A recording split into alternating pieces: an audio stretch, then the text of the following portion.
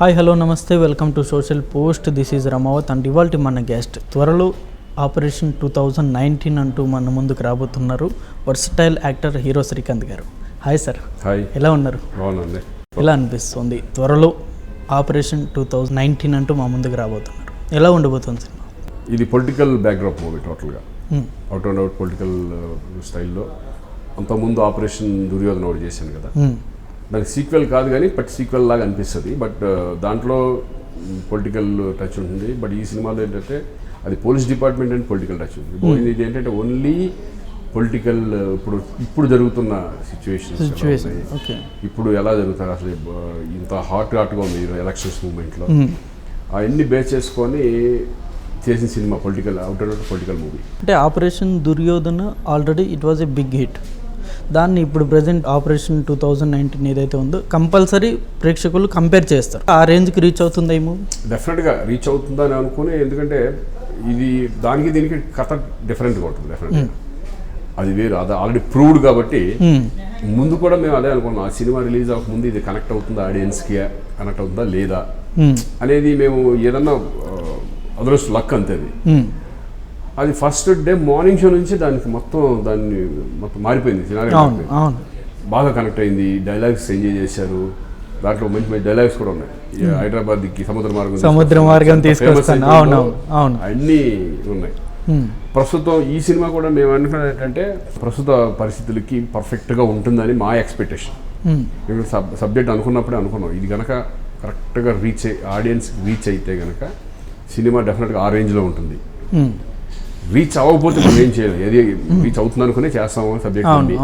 డెఫినెట్గా ఇది 100% రీచ్ అవుతుందని ఒక కాన్ఫిడెన్స్తోనే మనం ఈ సబ్జెక్ట్ ఎన్నుకోవడం జరిగింది.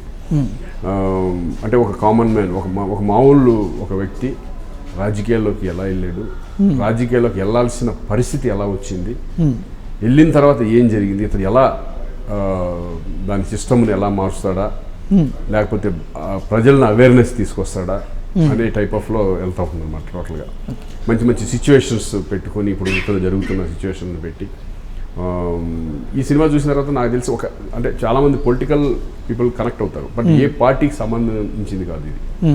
ఒక పర్టికులర్ పార్టీని టార్గెట్ చేసి ఈ సినిమా చేయలేదు. ఇది ఏంటంటే ఈ సినిమా చూసిన తర్వాత 100% ఆడియన్స్కి కనెక్ట్ అవుతుంది అనేది మా ఉద్దేశం. ఆడియన్స్ కనెక్ట్ అవుతుంది, అట్లాగే పొలిటికల్ లీడర్స్ కూడా జస్ట్ కనెక్ట్ అవుతుంది ఈ సినిమా.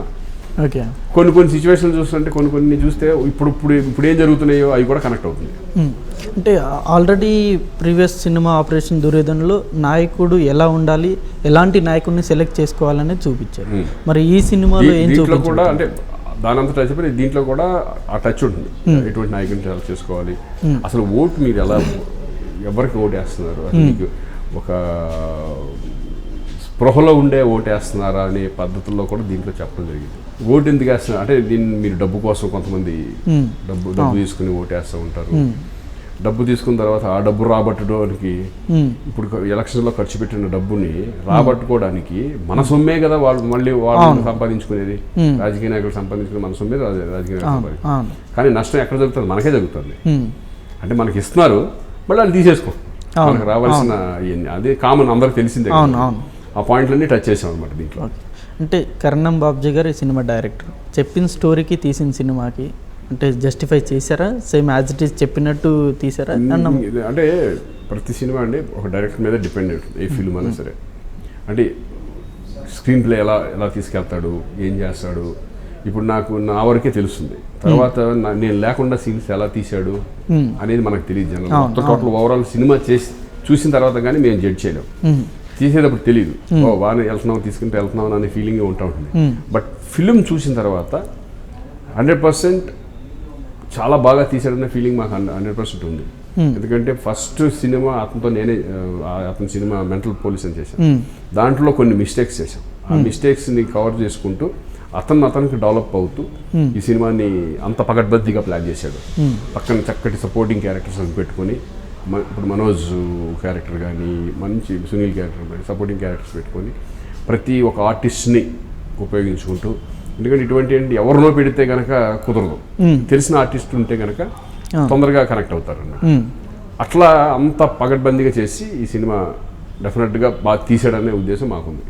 అంటే సునీల్ ఇటు మనోజ్ వీళ్ళిద్దరు క్యారెక్టర్స్ ఎలా ఉండబోతుంది? కేవలం గెస్ట్ రోలా లేకపోతే అది నేను సినిమా చూస్తే కరెక్ట్గా తెలుస్తుంది. ఎందుకంటే ఇప్పుడు రివీల్ చేయాలంటే ఒక చాలా స్పెషల్గా ఉంటుంది. మనోజ్ క్యారెక్టర్ అయితే చాలా స్పెషల్గా ఉంటుంది.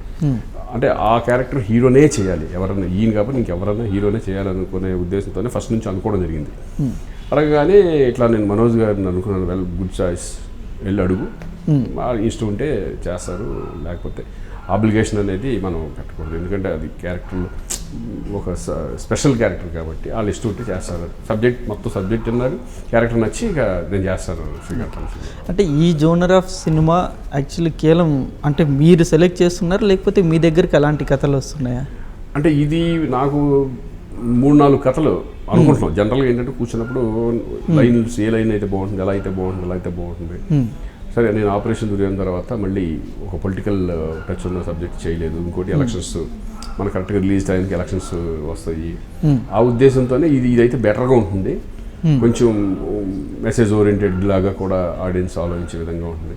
రెగ్యులర్ ఫిలింలు తీసి ఏది సాంగ్లు పెట్టి డ్యాన్సులు చేసి మళ్ళీ మామూలు ఫ్యామిలీ సబ్జెక్టులు అది పెట్టి అది పెద్దగా కనెక్ట్ అవుతుంది. ఈ టైంలో మన క్యారెక్టరైజేషన్ డిఫరెంట్గా ఉండాలి, కొత్తగా ఉండాలి, రెగ్యులర్ సినిమా లాగా ఉండకూడదు. ఆ ఉద్దేశంతో ఈ సబ్జెక్టు చెప్పగానే ఈ సబ్జెక్ట్ కనెక్ట్ అయ్యాం అందరం, ప్రొడ్యూసర్ కానీ నేను కానీ ప్లస్ డైరెక్టర్ అందరూ అనుకుని ఈ సబ్జెక్ట్ స్టార్ట్ చేశారు. ఎలక్షన్నే టార్గెట్ పెట్టుకొని ఈ సినిమా తీశారు, రిలీజ్ చేయబోతున్నారు. అంటే ఈ సినిమా ఎంతవరకు పబ్లిక్ యూజ్ అవుతుంది ఓటింగ్ వరకు? సినిమా చూస్తేనే అదే, అందుకే దాని మీద బేస్ చేసుకుని చేసింది ఏంటంటే ఆలోచిస్తారు, బట్ వాళ్ళు ఫాలో అవుతారా లేదా అనేది మనం ఎవరు చెప్పలేం. ఎందుకంటే అది మనం చెప్పే బాధ్యత. ఒక ఫిలింకి ఎప్పుడు కూడా మన బాధ్యత తీసుకోవాలి. నేను సినిమా హీరోగా ఒక మంచి సినిమా అంటే ఒక మంచి మెసేజ్ ఓరియంటెడ్ చెప్పాలి. అది జరుగుతుందా జరగదా అనేది అది మనం ఎవరో జడ్జ్ చేయాలి. కానీ కొంతమంది ఆలోచిస్తారు, కరెక్టే కదా, ఇలాగే కదా జరుగుతుంది అనే ఫీలింగు. ఇన్నర్ పాలిటిక్స్ ఎలా ఉన్నాయి, అసలు ఇన్నర్ ఎలా జరుగుతున్నాయి, ఎంత హామీలు ఇచ్చేస్తున్నారు, హామీలు నెరవేర్చకపోవడం, వాటి మూలన ఇబ్బందులు కానీ జనాలు ఎలా ఓట్లు వేసేస్తున్నారు, వీటికి ఇదైపోయి అన్నీ టచ్ చేశారు అనమాట ఈ సినిమాలో. అంటే ఈ సినిమా వచ్చేసి మీకు 125th ఫిలిం, అంటే సేమ్ ప్లాన్ చేసుకొని 155 ఇదే చేయాలనుకున్నారా, లేకపోతే అలా ఏం లేదా? నేను మొన్నటి నాకు అసలు సినిమా స్టార్ట్ అయ్యే ముందు నేను ఏ 127 అనుకుంటున్నాను నేను జనరల్గా. మొత్తం మనం లెక్కేస్తే జస్ట్ ఒక 1 month బ్యాక్ కూర్చొని చూస్తే 125th వస్తుంది. ఇది అరే ఇదేంటి మనం 155th అవ్వలేదు ఇంకా మనది అనుకుని నేను సరే ఇదే 125th ఫిల్మ్గా నేను చేసుకుంటాను, డైరెక్టర్ చేసేద్దాం సరదాగా. అది కూడా ప్లస్ అవుతుంది. నాకు కాన్ఫిడెన్స్, మన సబ్జెక్ట్ మీద కాన్ఫిడెన్స్ ఉంది, మంచి సినిమా. సరే ఎందుకు అవసరం 125th అని అనౌన్స్ కాదని నాకు బాగుంటుంది అని చెప్పేసి 125th అనౌన్స్ చేశాను. ఎలా నేను వద్దాను, నెంబర్లు ఎందుకు మనకి, 100 అనేది ఓకే, మళ్ళీ 125th 125th మళ్ళీ 150. ఎలా అనిపిస్తుంది 125 ఫిలిమ్స్ జర్నీ ఎలా ఉంది? బ్రహ్మాండంగా ఉంది. ఎందుకంటే ఇండస్ట్రీలో ఫస్ట్ 27 yearsగా ఇండస్ట్రీలో ఉన్నాం. ఈ మాకు ఫుడ్ పెట్టినా మనం ఇంతమంది జనాల్ని మనం చేసిన ఇండస్ట్రీ ఇది. సో జర్నీ అంతా చాలా స్మూత్గా, చాలా హ్యాపీగా, ఎంజాయబుల్గా, హ్యాపీగా జరిగింది. అంటే ఒడిదుడుకులు ఏం రాలేదు? ఉంటాయి, ఒడిదుడుకులు లేకుండా ఏది ఉండదు లైఫ్, ఎవరి లైఫ్ ఉండదు, నాది ఒకటే కాదు. ఓకే, ఫెయిల్యూర్స్ ఉంటాయి, సక్సెస్లు ఉంటాయి, అన్నిటికీ తట్టుకుని వెళ్ళగలిగేవాడే ముందుకు వెళ్ళగలుగుతాడు. ఫెయిల్యూర్స్ వచ్చినప్పుడు బాధపడిపోయి ఇంట్లో కూర్చొని వేసేసి ఇంకా డిప్రెషన్కి ఫీల్ అయ్యి ఒక టైంలో నేను అలవాటు లేక డిప్రెషన్కి ఫీల్ అయిన సందర్భాలు కూడా ఉన్నాయి నాకు. దాని తర్వాత అలవాటు చేసేసుకున్నాం. ఇప్పుడు ఈ సినిమా గురించి ఇంత చెప్తున్నాను నేను. ఈ సినిమా పొరపాటున డిసప్పాయింట్ అయినా, ఏమన్నా అయినా, టైం బాగోక రిలీజ్ ఏది కరెక్ట్గా ఆడియన్స్ కనెక్ట్ అవ్వకపోయినా, నిజంగా ఒక 2 రోజులు డిసప్పాయింట్ అనేది 100% ఉంటుంది. సినిమా బాగుంది అనేది ఫస్ట్ రోజు మనకు తెలిసిపోతుంది, ఫస్ట్ ఏంటి అనేది మనకు తెలిసిపోతుంది. ఏ మాత్రం ఎటు జరిగినా తట్టుకునే ఇది మాకు ఆల్రెడీ అలవాటు అయిపోయింది కాబట్టి నో ప్రాబ్లం. మేము చేసేది మేము చేస్తూ ఉంటాం. అది ఆడియన్స్ వాళ్ళ రిజల్ట్ ఎలా ఇస్తారు అనేది వాళ్ళ ఇష్టం, వాళ్ళ మీద డిపెండ్ ఉంటుంది. ఒక సినిమా ఒప్పుకునేప్పుడు మీరు ఇది గ్యారంటీ హిట్, ఇది గ్యారంటీ ఫెయిల్ అనే సినిమా ఉంటుంది, ట్రై చేస్తాం. ఏదైనా మంచి సక్సెస్ అవుతుందనే నమ్మకంతోనే మనం చేస్తాం. ఏ సినిమా ఇది కనెక్ట్ అవుతుందో అని అలా కనుక జడ్జిమెంట్ చేసేవాడు అంటే ప్రతి సినిమా సూపర్ హిట్లే చేస్తాడు. ఇప్పుడు యంగ్స్టర్స్తో చేశారు, అటు సీనియర్ హీరోస్తో చేశారు, ఇటు రామ్ చరణ్ కానీ అల్లు అర్జున్ కానీ. ఇప్పుడు మామూలుగా ఒక స్టోరీ ఎన్నుకునేప్పుడు మీరు ఏం చూస్తారా? అంటే మీ క్యారెక్టర్ చూస్తారా లేకపోతే ఆ ప్యాడింగ్ చూస్తారా? నేను క్యారెక్టరే చూస్తాను. ఇప్పుడు ఆ సినిమాలో చేసేటప్పుడు ఇప్పుడు నేను హీరోగా ఉన్నప్పుడు కూడా నాకు సబ్జెక్టు ఎలా ఉంటుంది, నా క్యారెక్టరైజేషన్ ఎలా ఉంటుంది, ఇది చేయొచ్చా చేయకూడదా అనే పాయింట్ ఆఫ్ వ్యూ ఆలోచిస్తాను జనరల్గా. కొంతమంది ఇప్పుడు రామ్ చరణ్ ఫిల్మ్లో చేశాను, అల్లు అర్జున్ ఫిల్మ్, ఆ క్యారెక్టర్స్ మనకు చెప్తారు, ఇది పలానా క్యారెక్టర్, ఇదైతే శ్రీకాంత్ బాగుంటుంది, చేస్తారా లేదా. సబ్జెక్ట్ ఇది మన ఇష్టం. అది ఇప్పుడు వాళ్ళు నేను చేయలేనన్నా కూడా ఫీల్ అవ్వరు. ఎందుకంటే అది ఇప్పుడు నా సినిమాలో ఎవరిని అడిగే వాళ్ళు చేయలేనన్నా మేము ఫీల్ అవ్వం జనరల్గా. అడిగేది అడుగుతారు జనరల్గా, అడిగి ఎస్ బాగుంది నేను చేయొచ్చు అనుకుంటే చేస్తా. లేదు నాకు చాలా ఆఫర్లు వచ్చినా కూడా కొన్ని సెలెక్ట్ చేసుకుంటాను. ఏది క్యారెక్టర్లు వచ్చినప్పుడు అది మంచిదైతే చేస్తా, లేకపోతే లేదు. పెద్ద సినిమా డైరెక్టర్తో ఎందుకని చేయట్లేదు? అంటే నేను హీరోగానా? రావాలి కదా, పెద్ద డైరెక్టర్లు కదా వాళ్ళు. రారంటారా? అంటే మంచి ఫ్యామిలీ, అంటే మనకు బడ్జెట్ కూడా ఇది అవ్వాలిగా, బడ్జెట్ పెట్టే ప్రొడ్యూసర్ రావాలి, అంత బడ్జెట్ తీసుకొని ఆ టైప్ ఆఫ్ అంత రేంజ్, అది ప్రాబ్లం. మీ క్రౌడ్ పుల్లింగ్ లేదంటారా? మీకు అంత ఇమేజ్ లేదంటారా? క్రౌడ్ పుల్లింగ్ ఇప్పుడున్న జనరేషన్ అంత లేదు కదా, మీకు తెలుసు కదా. అంటే ఫ్రాంక్గా మాట్లాడుకోవాలంటే సినిమా బాగుంటే 100% చూస్తారు. అది సినిమా బాగోకపోతే ఆ క్రౌడ్ పుల్లింగ్తో పుల్లింగ్లతో ఇరకూడేంది అంటున్నాను. ఎందుకంటే ఫ్యామిలీ సబ్జెక్టులు కూడా 2వ వారం తర్వాత నాది పికప్ అయ్యాయి ఎక్కువ. హిట్లు 100 days, 35, 365 days, 175 days ఆయన సినిమాలు ఉంటాయి. అదేంటంటే నాదంతా స్మూత్ ఫ్యాన్స్, అంటే లేడీస్ కానీ ఎక్కువ ఆ ఫాలోయింగ్ ఉన్న ఇది కాబట్టి ఓపెనింగ్ కంటే సినిమా బాగుంటే మాత్రం నాది రైజ్ అయిపోతుంది బాగా, ఆ టైప్ ఆఫ్ ఇది ఉంటుంది. ఓకే, మీరు ఇప్పుడు మహాత్మా చేశాను, కృష్ణవంశీ చాలా పెద్ద డైరెక్టర్, 100వ ఫిల్మ్ కాబట్టి అది ఒక ఇది కాబట్టి ప్రతిదాని పెద్దోళ్ళు దొరకాలంటే అది కష్టం. అంటే ప్రస్తుతానికి ఉన్న సిచ్యువేషన్లో ఓకే, ఇంకా వాళ్ళ సినిమాల్లో ఏమైనా మంచి బ్యూటిఫుల్ క్యారెక్టర్స్ అటువంటి అయితే కనుక ఈజీగా ఉంటాయి. బట్ మనం హీరోగా పెద్ద డైరెక్టర్లు అనేది ఎలా ఉంటుంది అనేది మనకు తెలియదు ప్రస్తుతానికి, అంటే మనం చెప్పలేం. అంటే మీరు ఇటు ఫ్యామిలీ సినిమా చేశారు అండ్ ఇటు కమర్షియల్లీ చేశారు, ఈ రెండిట్లో ఏది ఎక్కువ ఇష్టపడతారు చేయడానికి? అంటే ఈ సిచ్యువేషన్ బట్టి మారుకుంటూ వెళ్ళిపోతుంది. ఇదివరకు సిచ్యువేషన్ ఫ్యామిలీ సబ్జెక్టులు ఎక్కువ చూసేవాళ్ళు అంతా. ఇప్పుడు టీవీలు వచ్చేసినాయి, సోషల్ మీడియా వచ్చేసి మొత్తం అంతా, ఈ టీవీల్లో సీరియల్స్ వచ్చేసింది, ఫ్యామిలీ మొత్తం ఫ్యామిలీలో ఉంటుంది. ఇప్పుడు గబుకుని అన్ని ఫ్యామిలీలు అన్నీ అయిపోయినాయి, అరగదీశారు ఇప్పటి నుంచో. ఇప్పుడు మళ్ళీ నేను ఫ్యామిలీ జోలికి వెళ్ళాను అనుకో, మన చేతులు కలుసుకోవాలి తప్ప. ప్రొడ్యూసర్లు కూడా వాళ్ళు ఫ్యామిలీ సబ్జెక్టులు ఎవరు చెప్పేవాళ్ళు లేరు. ఏదన్నా డిఫరెంట్ కాన్సెప్ట్లతో ఇప్పుడంతా కాన్సెప్ట్ బేస్డ్ వెళ్తున్నాయి కాబట్టి డిఫరెంట్ కాన్సెప్ట్ ఉన్న సినిమాలే చూస్తున్నారు ఆడియన్స్ కూడా. ఆడియన్స్ తగ్గట్టుగా మనం మార్చుకుంటూ వెళ్ళిపోవాలి. కమర్షియల్గా చేస్తే చూడరంటారా? లైక్ ఇప్పుడు ఈ జనరేషన్లో ఏదైనా సబ్జెక్ట్ కనెక్ట్ అవ్వాలంటే సబ్జెక్ట్ కాన్సెప్ట్ నచ్చాలి. ఇప్పుడు కాన్సెప్ట్ బేస్డ్ ఇప్పుడు అంతా యంగ్స్టర్స్ అంతా ఏంటి కొత్త వాళ్ళు వచ్చారు, కొత్త డైరెక్టర్స్, వాళ్ళంతా బ్యూటిఫుల్ కాన్సెప్ట్ పట్టుకుని వస్తున్నారు. ఇదివరకు ఒక సబ్జెక్ట్ అనేది ఉన్నప్పుడు దీనికి ఒక స్క్రీన్ ప్లే చక్కటి సబ్జెక్ట్ ఏమి ఉండదు, ఒక చిన్న పాయింట్ని పట్టుకుని కూడా దాన్ని తీసుకెళ్లే టాలెంట్ ఉన్న పర్సన్స్ ఉన్నారు. ఇదివరకు ట్విస్టుల మీద ట్విస్టులు ఈ సస్పెన్స్లు ఎక్కువ ఉండేవి. ఇప్పుడు ఏం లేదు, సింపుల్ చక్కగా హ్యాపీగా వెళ్ళి సినిమా థియేటర్లో కూర్చొని అటువంటి కాన్సెప్ట్ బేస్డ్ సబ్జెక్టులు వస్తారు ఇప్పుడు ఎక్కువ. ఇప్పుడు మనం ఏంటంటే ఇప్పుడు నేనున్నప్పుడు ఇప్పటికి డిఫరెన్స్ కథల్లో చేంజ్ వచ్చేసింది బాగా. ఇప్పుడు మనం కూడా ఆ టైప్ ఆఫ్ దానికి మా ఆడియన్స్ మారేది కూడా ఆడియన్స్ పాయింట్ ఆఫ్ లో ఆలోచించుకుంటేనే కొన్ని వెళ్తాం, దానికి టైం పడుతుంది. అంటే ఇప్పుడు ఈ మన ఇండస్ట్రీలో చూసుకుంటే పెద్ద డైరెక్టర్లు కొంచెం చాలా డిసప్పాయింట్ చేస్తున్నారు, కుర్ర డైరెక్టర్లు మంచి హిట్స్ ఇస్తున్నారు. మరి ఈ డిఫరెన్షియేషన్ గురించి మీరేమంటారు? అయ్యే ఉందండి. ఇప్పుడు టాలెంట్ అనేది ఎక్కడికి పోదు, బట్ ఏంటంటే ఎన్నుకునే సబ్జెక్టులు దాన్ని బట్టి కూడా ప్రాబ్లమ్స్ ఉంటాయి. ఒక్కొక్కసారి ఆడియన్స్ కనెక్ట్ అవ్వకపోవచ్చు. ఇప్పుడు కొత్త వాళ్ళు వచ్చారు, వాళ్ళు ఫ్రెష్గా ఒక కాన్సెప్ట్ పాప ఎన్నో సంవత్సరాలు రాసుకుని ఒక 5 సినిమాలు చేసినప్పుడు రాజమౌళి గారు అంటున్నారు. అంటే ఇంతవరకు ఫెయిల్యూర్ అనేది లేదు. అంటే ఆయన అంత జాగ్రత్తగా కథని దాని మీద దృష్టి పెట్టుకొని ఆయనకి ఏ కథ ఇదవుతుందో ఆ కథకు తగ్గ వాళ్ళు పెట్టుకొని ముందే ఆలోచన. ఇప్పుడు కొంతమంది ఏంటంటే ఇప్పుడు మన డైరెక్టర్స్ కానీ కొంతమంది ఏంటంటే వచ్చేసింది నెక్స్ట్ సినిమా ఆడదు అనే వాటికి ఆ కన్ఫ్యూజన్లో చిన్న తప్పులు జరుగుతూ ఉంటాయి. వాళ్ళు పర్టికులర్గా సబ్జెక్ట్ మొత్తం రెడీ చేసుకుని ఎవరి దగ్గరికి వెళ్తాం, దట్ ఈస్ డిఫరెంట్. ఇప్పుడు ఈ సినిమా అయిపోయిన తర్వాత ఇంకో సినిమా అయిపోయిన తర్వాత కథలు ఎక్కడి నుంచి వస్తాయి, ఎక్కడో పప్పులో కాలేస్తారు కొన్ని. అందుకని ఫెయిల్యూర్స్ 100% రావచ్చు. దాని మీద ఫోకస్ పెట్టి దాన్ని చేస్తే కనుక 100% సక్సెస్ కొడతారు. ఎందుకంటే ఇప్పుడు మన దగ్గర ఉన్న పెద్ద డైరెక్టర్లు అందరూ కూడా పెద్ద హిట్లు ఇచ్చిన వాళ్ళే. అప్పుడప్పుడు ఫ్లాప్లు వస్తూ ఉంటాయి, దానికి భయపడకుండా దాన్ని వేసుకుంటారు. అండ్ మీరు యుద్ధం శరణంలో విలన్గా చేశారు, మా సినిమా అంతా అలరించలేదు. అవును, మరి మీరు మళ్ళీ కంటిన్యూ చేయలేకపోయారు విలన్గా, అంటే రోల్స్ రాలేదా, మీరు వద్దనుకున్నారా? అది హిట్ అయింటే ఎక్కువ వచ్చేమో.